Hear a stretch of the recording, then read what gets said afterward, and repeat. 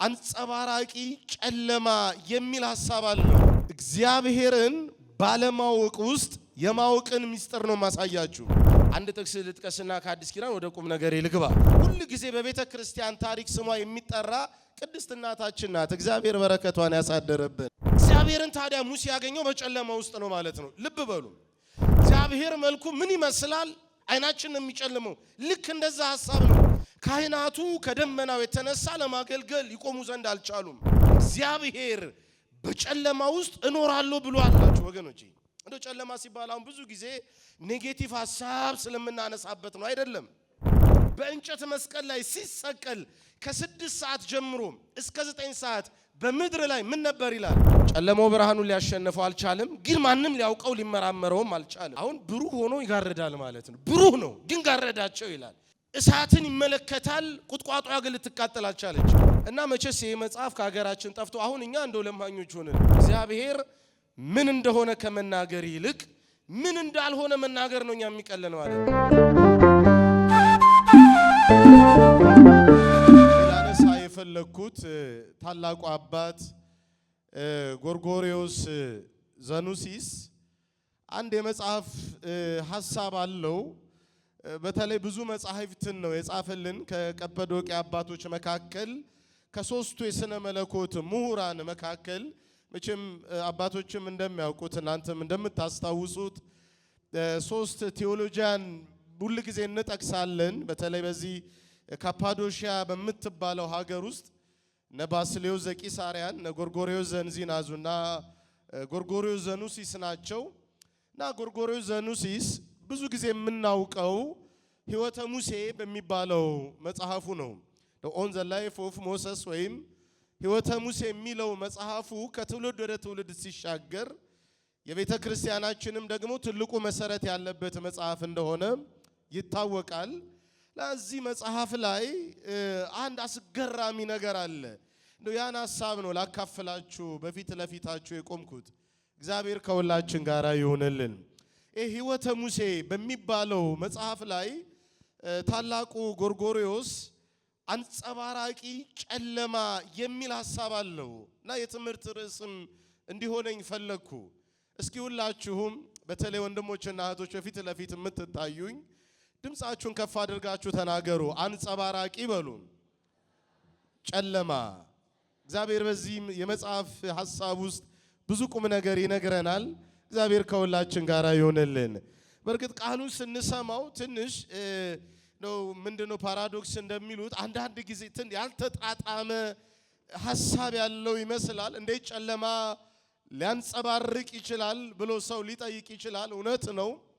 ግን በዚህ መጽሐፍ ላይ በደንብ አድርጎ ያስተማረን ትምህርት አለ። ትልቁ የመጽሐፉ ሐሳብ አሁን እኔ ያነሳሁት የትምህርት ርዕስ የሚሰመርበት እግዚአብሔርን ባለማወቅ ውስጥ የማወቅን ምስጢር ነው ማሳያችሁ። እና ቃሉ ትንሽ ከበድ ሊል ይችላል። አሁንም ደግማችሁ ከኔ ጋር በሉ፣ እግዚአብሔርን በሉ። ባለማወቅ ውስጥ የማወቅ ምስጢር። ይሄ ኦርቶዶክሳውያን አብያተ ክርስቲያናት በተለይ ደግሞ ኦሪየንታል አሃት አብያተ ክርስቲያናት እግዚአብሔርን የሚገልጡበት ሐሳብ ነው። እግዚአብሔርን ባለማወቅ ውስጥ ማወቅ ማለት ነው።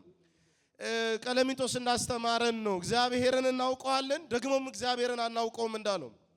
ምክንያቱም በዚች በትንሿ አእምሮአችን እግዚአብሔር ይህ ነው ብለን መናገር መግለጥ አንችልም። ፈላስፋው ኢማኑኤል ካንት እንዳለው ነው እግዚአብሔር ከኛ ከምናስበው ከንግግራችንም ከእውቀታችንም በላይ ነው ብሎ እንደተናገረው ማለት ነው። ስለዚህ ኦርቶዶክሳውያን አባቶቻችን ሁሉ ጊዜ የሚናገሩት እግዚአብሔርን ባለማወቅ ውስጥ እናውቀዋለን። ወደ ኋላ ላይ ምን ማለት ነው ይሄ ልጅ የሚለው ነገር ግልጥ ያደረኩት መጣለው እግዚአብሔር በገለጠልን መጠን። ግን ይሄ አንጸባራቂ ጨለማ የሚለው ሐሳብን ግን ትንሽ ገለጥ ላድርግላችሁ። እኛ እግዚአብሔርን ብርሃን ነው የምንለው። አሁን ኒቆዲሞስ እንኳን ወደ ጌታችን ወደ ኢየሱስ ክርስቶስ የሄደው በጨለማ አስተሳሰብ ውስጥ ሆኖ እንደው በጠራራ ፀሐይ የሄደ በድቅድቅ ጨለማ ውስጥ የሚመላለስ ሰው ኒቆዲሞስ ነበረ። ኋላ ላይ በጨለማው ሰዓት ወደ ኢየሱስ ክርስቶስ ወደ ብርሃን ወደ አምላካችን መጣ። የብዙዎቻችን ችግር ዛሬም በጠራራ ፀሐይ ውስጥ በዚህ በድንግዝግዝና ባለማወቅ በጨለማ ውስጥ መመላለስ ነው መድኃኔ ዓለም ለሁላችን የሚያወራልን። ታውቃላችሁ አሁን ስለ ሙሴ ነው ጎርጎርዮስ የሚናገረው። ስለ ጎርጎርዮስ ስለ ሙሴ ሲናገር ሙሴ እግዚአብሔርን ብዙ ጊዜ አነጋግሮታል። በጣም ብዙ ጊዜ ከ570 ምናምን ጊዜያት በላይ በዚያ በሚያስገመግም ልብን በሚያሳርፈው ጥዑም በሆነ አንደበቱ እግዚአብሔርን ሙሴን አናግሮታል። እና የሙሴ ጥማት ምን መሰላችሁ? አርአየኒ ገጸከ የሚል ነው። ጌታ ሆይ እባክህን መልክህን አሳየኝ የሚል ነው። እና እግዚአብሔርን አይቶ ማንም ሊጸና ሊቆም አይችልም። ለዚህ ነው ጀርባዬን ታያለህ ያለው። እና ይሄንም ሐሳብ በተለይ ጎርጎርዮስ የመኃልየ ሶሎሞንም መጽሐፍ ተርጓሚ ነው፣ አመስጣሪ ነው። በዚህ መጽሐፍ ላይ አንድ የሚናገረው ነገር አለ። ይሄንን ቃል ኢትዮጵያዊው ሊቅ ራሱን ስሙን ባይገልጥም በመጽሐፉ ላይ ርቱ ሃይማኖት እያለ የሚናገረው ወደዚህ ወደ 16ኛው መቶ ክፍለ ዘመን አካባቢ ከነበሩ ከኢትዮጵያ ሊቃውንት መካከል ስሙም ማይታወቀው ግን የመጽሐፉ ርዕስ ርቱ ሃይማኖት ብሎ ራሱን የሚገልጠው ሰው አርአየኒ ገጸከ ወአስማዓኒ ቃለከ የምትለው ቤተ ክርስቲያን ነበረች። ኤፍሬም ሶርያዊም ደግሞ እምነት በሚለው መጽሐፉ ላይ ቤተ ክርስቲያን እግዚአብሔር ዓለምን ከመፍጠሩ አስቀድሞ በልበ ሥላሴ ውስጥ ነበረች። ምክንያቱም አበው እንደሚሉት እምቅድመ ይፍጥሮ ለአዳም ይላሉ። እግዚአብሔር ሁሉን አዋቂ ስለሆነ አዳምን ከመፍጠሩ በፊት አዳም እንደሚበድልና በቤተ ክርስቲያን በኩል እንደሚያድነው ያውቁ ነበር። ምንም እንኳን ታላቁ አባታችን ዮሐንስ አፈወርቅ ቤተ ክርስቲያን የተወለደችው በበዓለ ጴንጤቆስጤ በበዓለ ሃምሳ ይበል እንጂ ታላቁ ኤፍሬም ሶርያዊ ደግሞ በልበ ሥላሴ ዓለም ሳይፈጠር ቤተ ክርስቲያን ነበረች። የብሉይ ኪዳን ዘመን ጩኸት ነው። ሙሴ ጮኸው መልክህን አሳየኝ ድምፅህን አሰማኝ የምትለው ቤተ ክርስቲያን ነበረች ይላል።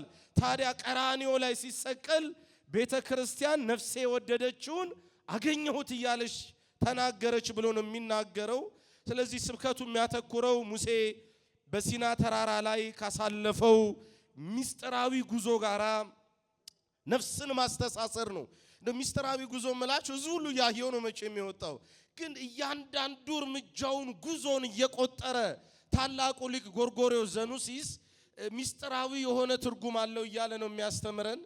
በእውነት በዚህ መጽሐፍ ውስጥ እግዚአብሔር ብዙ ነገር ይነግረናል። በተለይ ይሄ አንጸባራቂው ብርሃኑና ጨለማ የሚሉት ተቃርኗዊ ያላቸው ቃላት ቢመስሉም በመለኮታዊ ግርማ ፊት ግን ሲያገናኛቸው በደንብ አድርጎ ሲያዋህዳቸው እንመለከታለን። ይህም ማለት እኛ እግዚአብሔርን የምናውቀው አላውቅህም ብለን በፊቱ ስንሰግድ ጥሩ ነው። መቼስ እንደሚታያችሁ ተስፋ አደርጋለሁ። በተለይ በዛ በኩል ያላችሁት በደንብ አድርጋችሁ አድምጡን። እግዚአብሔር ከሁላችን ጋር ይሁንልን። አሜን በሉ እንጂ። እንግዲህ አባቶቻችን አንድ ሐሳብ ያነሳሉ። መቼም ለዛ ያነብብ ቅድመ ይዝክር ስሙ ለባለ መጽሐፍ ይሉናል። ጥቂት ይሄ ጎርጎርዮስ ዘኑሲስ የሚባለው ሰው ማን እንደሆነ ላሳያችሁና ወደ ተነሳውበት ወደ ትምህርት ቁም ነገር ልመለስ። እንግዲህ ቅድም ነግሬያችኋለሁ ከሶስቱ የካፓዶሺያ አባቶች መካከል አንደኛው ነው። አሟሟቱም በስተመጨረሻ ነው። የታላቁ ባስልዮስ ወንድም ነው። አባቶቻችን የአባቶች አባት የሚል ማዕረግ ሰጥተውታል። በጣም በተቀደሰ ቤተሰብ ውስጥ የተገኘ አባት ነው ጎርጎርዮስ ዘኑሲስ። አያቱ ማክሪና ትባላለች። አያቱ እናቱ ኤሚሊያ ትባላለች። ኤሚሊያ ደግሞ ልጅ ሴት ልጅ ስትወልድ መልሳ ማክሪና ብላ ጠራቻት።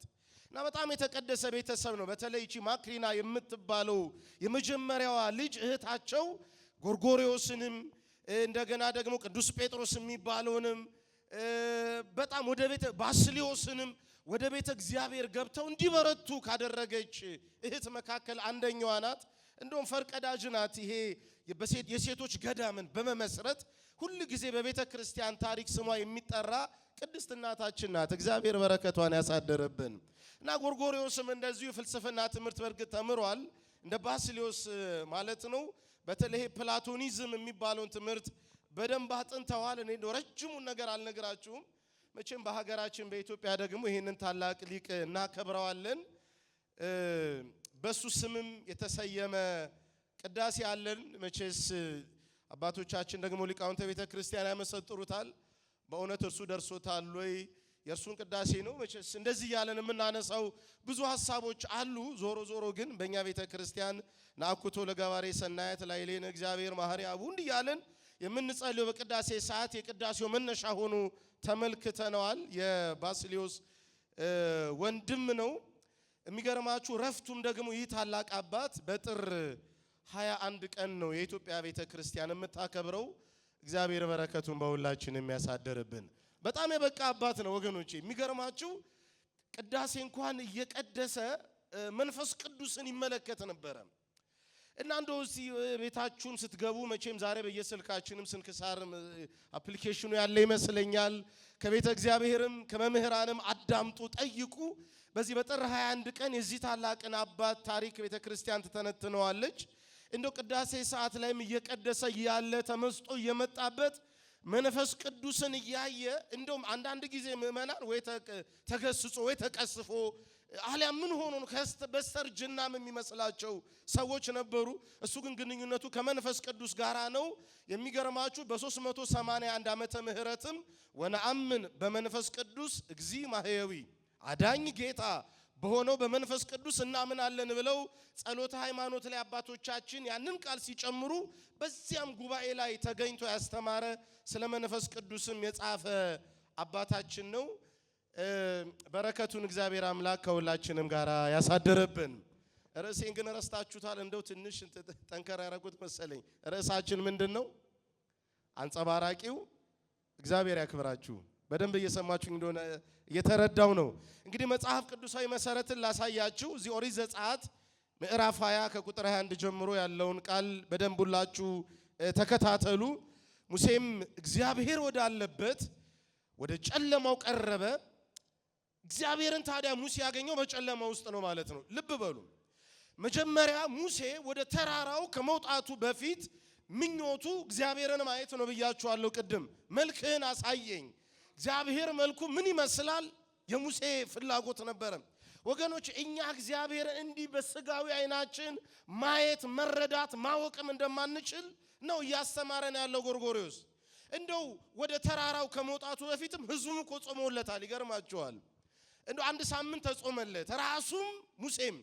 እንደው አባቶቻችን የአብይ ጾምን እንኳን መግቢያ ቅዱስ ያሬድ እንደዚህ ሙሴኒ ይላታል። የዘወረደን የመዘጋጃ ጾም እኮ ነው የምንለው። ሌሎችም ስያሜዎች እነ ጾመ ሕርቃልም ግሪኮቹ ነጭ ጾም እንደዚህ እንደሚሉት የመዘጋጃ ጾም ናት። በእውነት ሙሴ ከዚያ በኋላ 40 ቀን ያህል ወደ ተራራው ሲወጣ በእያንዳንዱ እርምጃው እግዚአብሔር ምን ይመስላል፣ መልኩ ምን አይነት ነው፣ እግዚአብሔርን ማየት አለብኝ እያለ ነው ሙሴ ወደ ተራራ ላይ ይወጣ ያለው። ግን መጨረሻ ላይ ኦሪት ዘጸአት ምዕራፍ 20 ቁጥር 21 ላይ ተመልከቱ። ሙሴም እግዚአብሔር ወዳለበት ወደ ጨለማው ቀረበ ይላል። እስኪ ሁላችሁም ወደ ጨለማው በሉኝ። ቀረበ። በደንብ አድርጋችሁ አስተውሉ። አሁን አንዳንድ ጊዜ ጨለማ ሲባል የሚመስለንኛ ሌላ ነገር ስለሆነ ነው።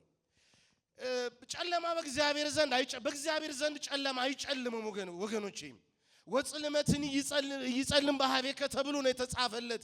ግን አሁን ይኸውላችሁ ማንም ሊቀርበው የማይችለው ብርሃን በጠራራ ፀሐይ በ6 ሰዓት እኩለ ቀን በቀትር ፀሐይን ማየት ትችላላችሁ ወገኖቼ። አይናችን ነው የሚጨልመው። ልክ እንደዛ ሐሳብ ነው። ለዚህ ነው እኮ ሙሴ ከተራራው ሲወርድ ያንጸባርቅ ነበረ፣ ብርሃንን ለብሷል። ለዚህ ነው ሙሴ ባክህን ግንባርን ሸፍንልን ተገልበብለን እያለ ህዝቡ ሙሴን ማየት እስኪሳናቸው። ሙሴ ከጨለማ ነው የወረደው፣ ሙሴ ግን ያንጸባርቅ ነበር። ክብር ምስጋና ለእግዚአብሔር ይሁንልን። እና ስለ ጨለማው ትንሽ ነግራችኋለሁ። እዚህ አንደኛ ነገሥት ምዕራፍ 8 ቁጥር 12 ላይ ምን ይላል? የእግዚአብሔርም ክብር የእግዚአብሔርን ቤት ሞልቶት ነበረ ይላል። ካህናቱ ከደመናው የተነሳ ለማገልገል ይቆሙ ዘንድ አልቻሉም። ሰሎሞንም እንዲህ አለ፣ እግዚአብሔር በጨለማ ውስጥ እኖራለሁ ብሏል አለ ይላል። እንደው አባቶቻችን ወረሰየ ጽልመት የሚሉት አለ መስዋሩ። በዚህ መዝሙር 17 ላይ ያለውን ነገር ተመልከቱ። መሸሸጊያውን ጨለማ አደረገ እንዳለው። እቺ ጨለማዋ ቀላል እንዳትመስላችሁ ወገኖቼ። እንደው ጨለማ ሲባል አሁን ብዙ ጊዜ ኔጌቲቭ ሐሳብ ስለምናነሳበት ነው አይደለም። ኒቆዲሞስን ይሁት በጨለማው ሰዓት እኮ መጥቶ ነው ሰው ከውሃና ከመንፈስ ካልተወለደ በቀር የማንን መንግስት አይወርስም ተባለ? አልሰማዋችሁም? ጨለማው የድነታችን ሰዓት ነው። አስተውሉ። መድኃኔ ዓለም ኢየሱስ ክርስቶስ ስለሁላችን በእንጨት መስቀል ላይ ሲሰቀል ከ6 ሰዓት ጀምሮ እስከ 9 ሰዓት በምድር ላይ ምን ነበር ይላል? በደንብ ንገሩኝ። ጨለማ። ወደ ኋላ ላይ ትረዱታላችሁ። ግን ይህ ጨለማ የአምላክን ባህሪ ለፍጡር አይምሮ የማይደረስበት እንደሆነ ለማስረዳት የተገለጠ እንጂ እግዚአብሔርን እኛ በዚህ በተፈጠረው ነገር ይውላችሁ ቅድም እናውቀዋለን ደግሞ ማናውቀው የምንለው ቅዳሴያችን ላይ እኮ እንዳለው ነው። አብ ፀሐይ ነው፣ ወልድ ፀሐይ ነው፣ መንፈስ ቅዱስ ፀሐይ ነው እንደዚህ እንልና ደግሞ ለፀሐይ ክበብ አለው ምን አለው ደግሞ ፀሐይ ፍጡር ናት አይደለም እንደ ወገኖቼ እንደ አብርሃም እኮ ነው አምላከ ፀሐይ ተናበበኒ ነው የምንለው። ማንም ሰው መለኮትን ሊመረምር እንዲህ ነው ብሎ ሊናገር አይችልም በጭራሽ። እና ባለማወቅ ውስጥ ነው የምናውቀው ማለት ነው።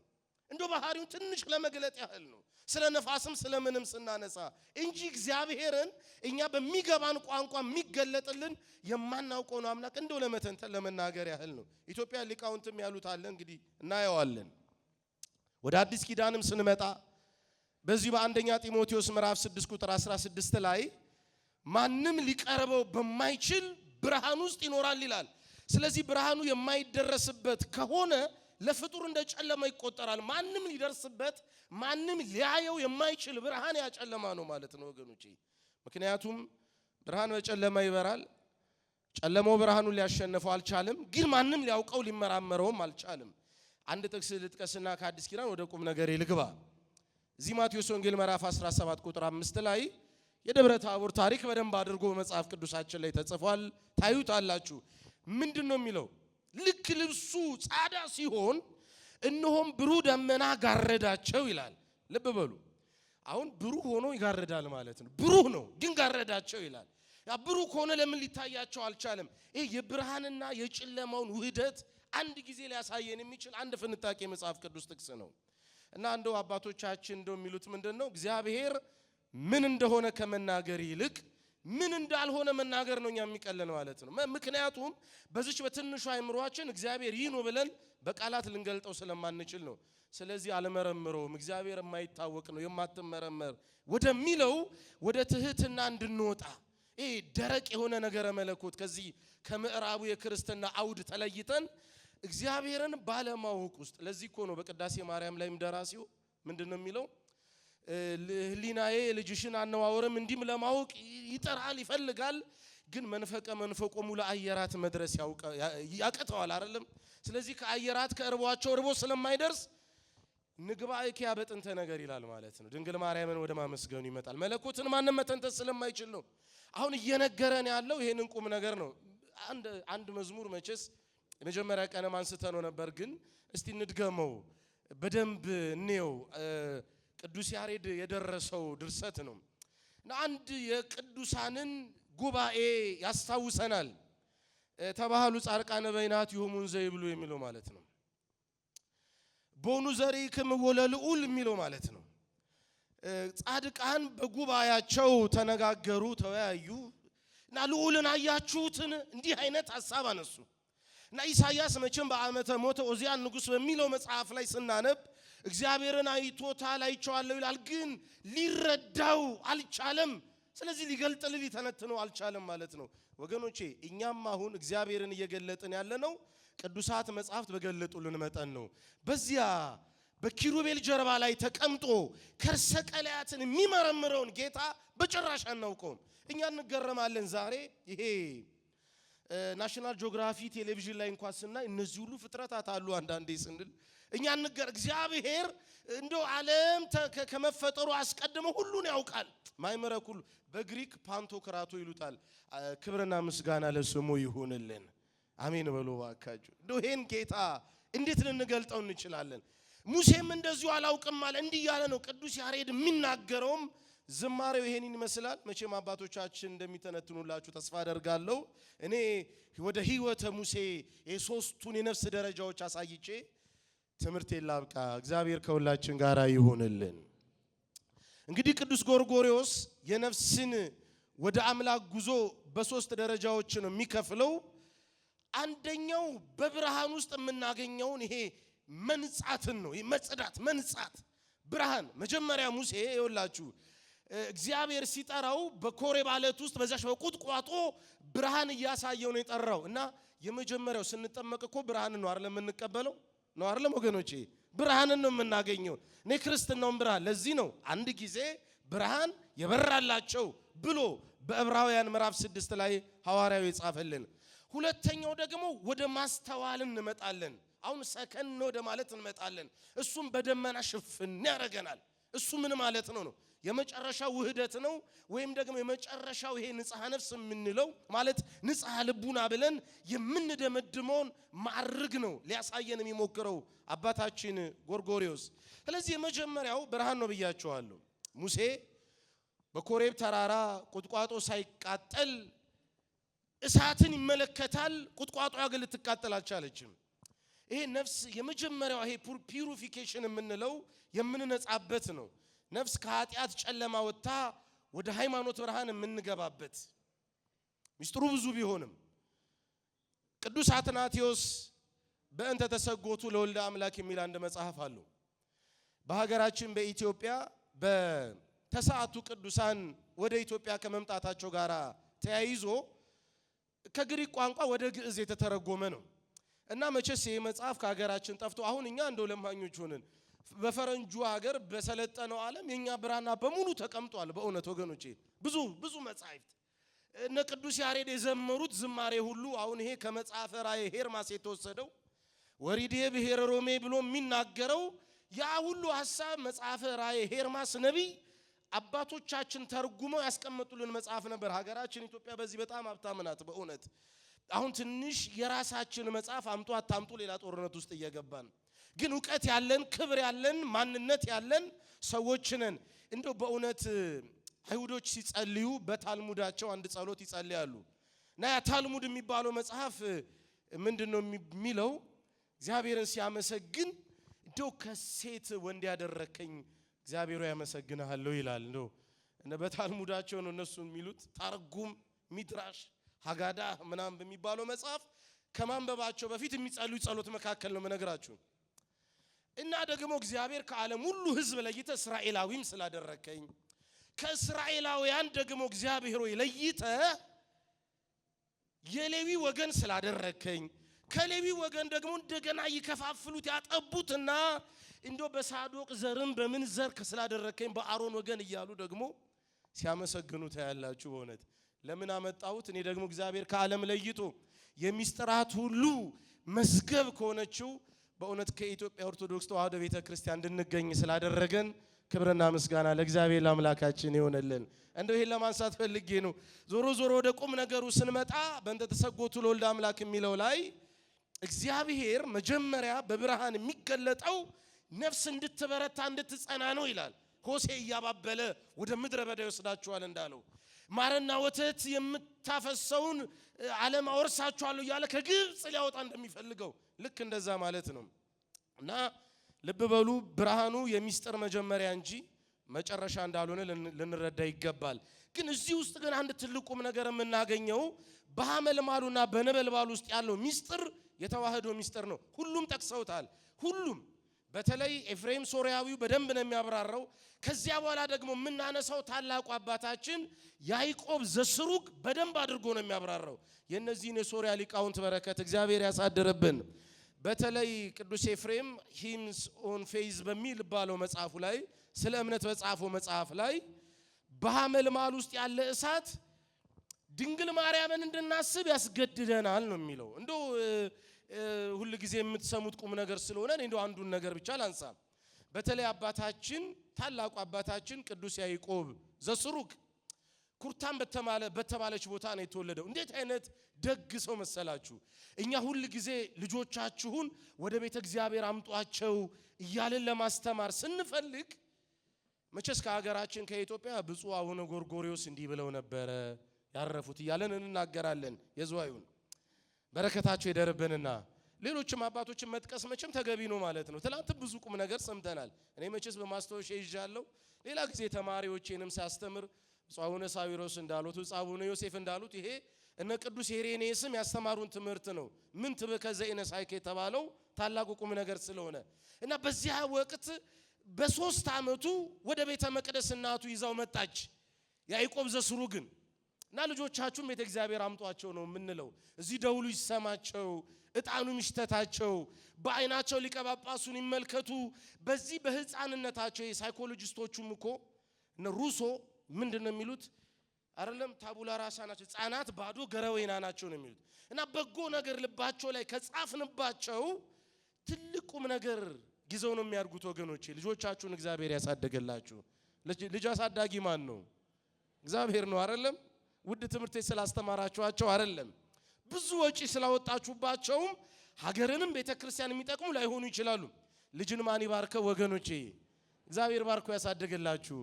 እና ያ ታላቁ ያዕቆብ ዘስሩግ በ3 ዓመቱ እናቱ ካቆረበችው በኋላ ሩጦ ወደ ቤተ መቅደስ ገባ። ወደ ቅድስተ ቅዱሳኑ ማንም ወደማይገባበት ካህናት ብቻ ወደሚገቡበት እና ያን ጊዜ ቀደሰው ሊቀ ጳጳሱ ነበረ በጊዜው።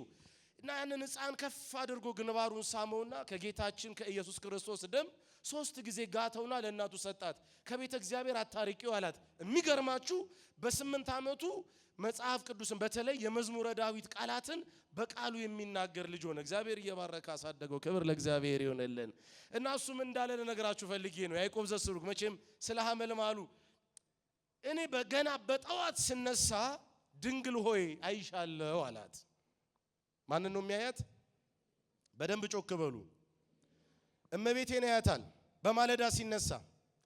እንዴት ብሎ ሲናገር በመጽሐፉ ላይ እንደ ውሃ ዘግኜ ፊቴን ልታጠብ ስል ሕዝቅኤል ንጹህ ውሃ ከመቅደሱ ይወጣ ነበር የሚለው ቃል ትዝ ይለኛል አለ።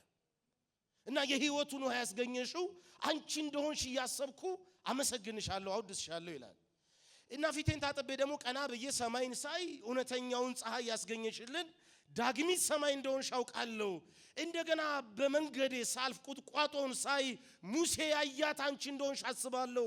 እሳቱ ያላጠፋሽ ያ ይቡስነቱ ማልሐመልማሉ ነበልባሉን አልበለውም፣ ነበልባሉ አመልማሉን አልበለውም። የዛ ደግሞ ሩጡብነቱ ደግሞ እሳቱን አላጠፋውም። ይህን ነገር እያየው ድንግል ሆይ ያመሰግንሻለሁ ይላል። በጣም ነበር የሚወዳት በእውነት። እናንተም እንደምትወዷት አውቃለሁ። እግዚአብሔር በረከቷን አማላጅነቷን በሁላችንም ላይ ያሳደርብን። በተለይ ኢትዮጵያን በጣም ነው የምንወዳት። በአባ ጊዮርጊስ ዘጋስጫ ገድል ላይ አንድ ታሪክ ተጽፏል፣ የምታውቁት ነው። አባቶቼ ሁሉ የሚያስተምሩን ነው ሊቃነ ጳጳሳት።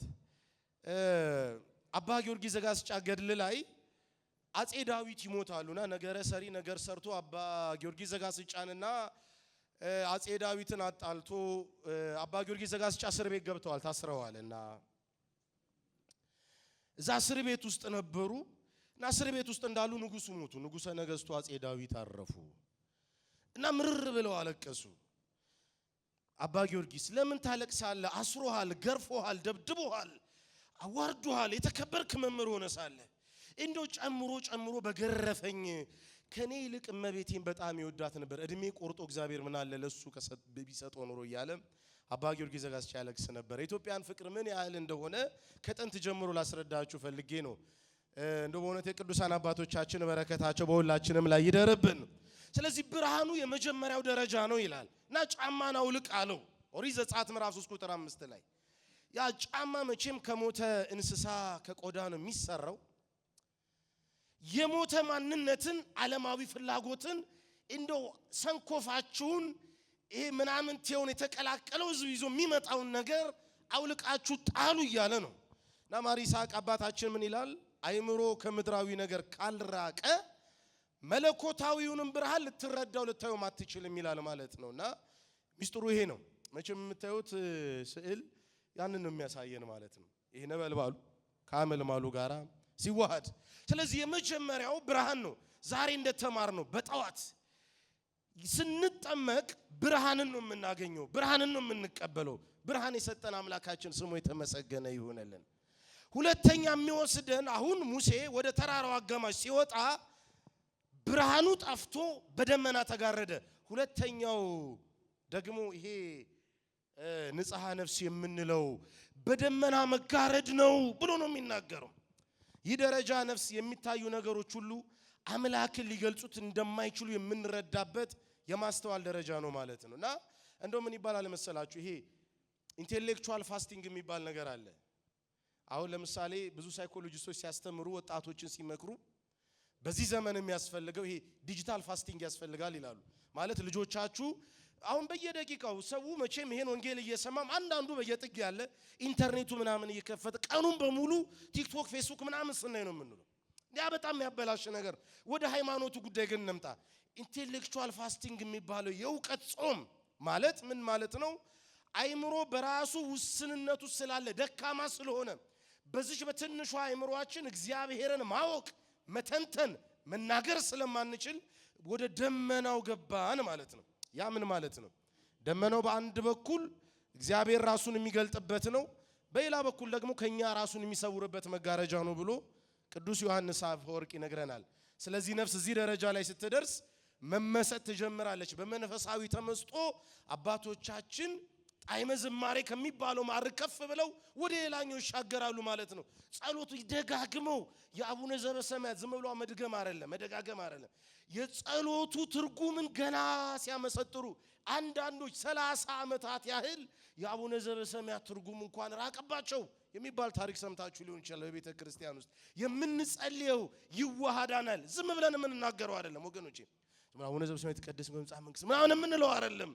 እየገባን እየተረዳ ነው እያለቀስን። እነ ጎርጎርዮስ እኮ እንደዚህ ናቸው። ሲቀድሱ የሚናገሩትን ይረዱት ነበር። እግዚአብሔር በረከታቸውን ያሳደረብን። ስለዚህ በተራራው ላይ የታየው የደመናውን ትርጓሜ ትንሽ ነግሬያችሁ ወደ መጨረሻው ክፍል ልምጣ። ምክንያቱም በአባቶች ፊት ብዙ ማውራት እንደሌለብኝ ይሰማኛል። ደመናው ይላል መጽሐፉ ተራራውን ለ6 ቀን ሸፈነው። ለስንት ቀን ሸፈነው? እባካችሁ ንገሩኝ። ለስንት ቀን ሸፈነው? በሰባተኛው ቀን እግዚአብሔር ጠራው ይላል ኦሪት ዘጸአት ምዕራፍ 24 ቁጥር 16።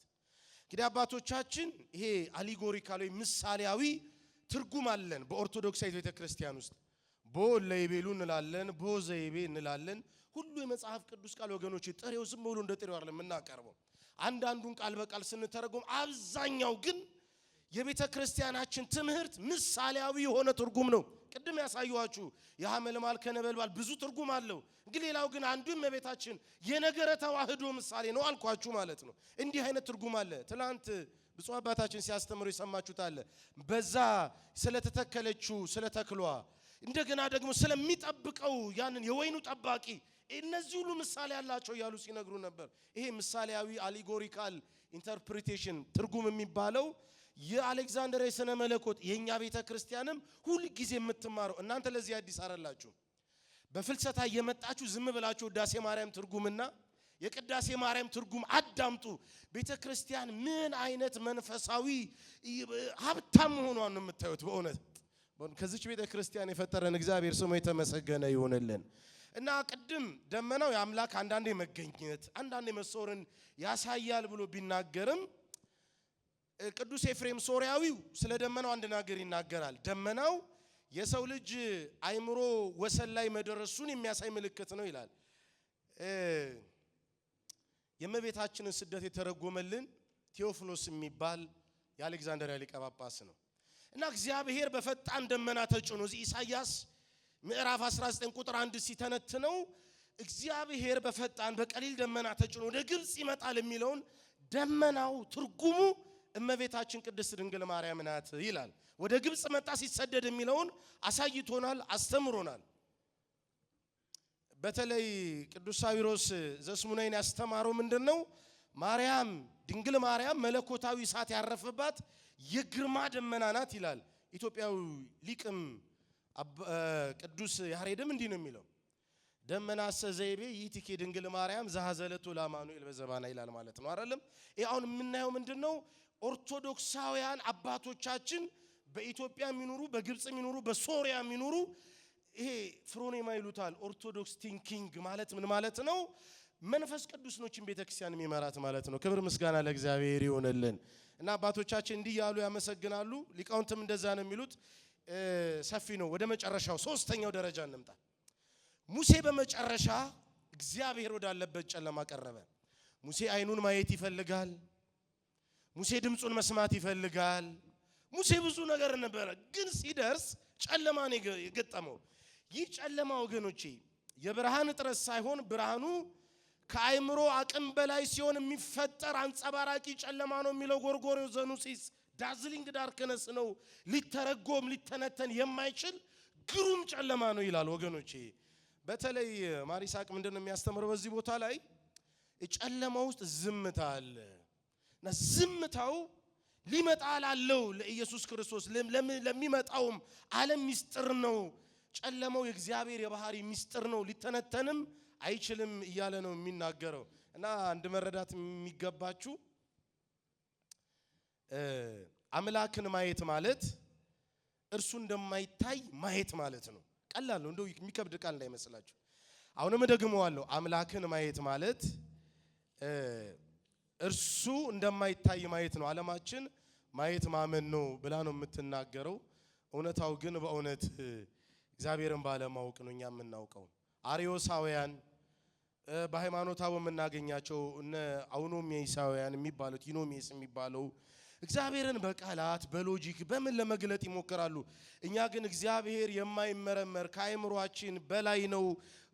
ወደ መጨረሻው ስንደርስ ደግሞ ማዕረጋችን ከፍ ሲል የምንረዳው የምናውቀው ትልቁ ሚስጥር እግዚአብሔርን ባለማወቅ ውስጥ እናውቀዋለን ነው የሚሉት ማለት ነው አባቶቻችን። ስለዚህ ጉዟችን ከብርሃን ተነስቶ ደመና፣ ከዚያ ተነስቶ ደግሞ ወደ አንጸባራቂው ጨለማ ይገባል።